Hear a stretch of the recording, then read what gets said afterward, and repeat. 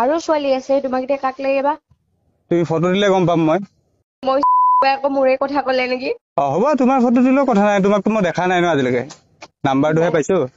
আছে ছোৱালী আছে বাৰু। এনে তুমি কিমান মান কোৱাচোন মোক, কিমান? তোমাৰ আমাৰ গেষ্ট হাউচত হলে কমতে কৰি দিব পাৰিম। এনে তোমাৰ 6,000ত আহে আৰু এনে আমাৰ গেষ্ট হাউচ হলে কিবা এটা কমাই দিব পাৰিবা। গেষ্ট হাউচ ক'ত আছে এইটো? তুমি ৰুম লাগে নেকি? মই কথা পাতি দি আছো, তুমি ক'লে হ'ল খাইছে বুলি ক'লে হ'ল। তুমি আগতে মোক ফটো কেইখনমান দিয়া, তোমাৰখনো দিবা।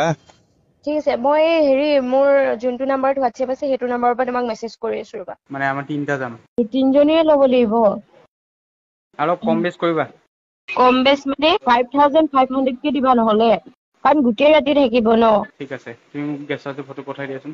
ৰাতি 8টাত গলে তোমাৰ ৰাতিপুৱা 6টাত আহিব। 8টা বজাত তোমালোকৰ কথা, তোমালোকে কেতিয়া মাতা। পাইছো বাৰু মই ফটোখিনি, ভালে লাগিছে।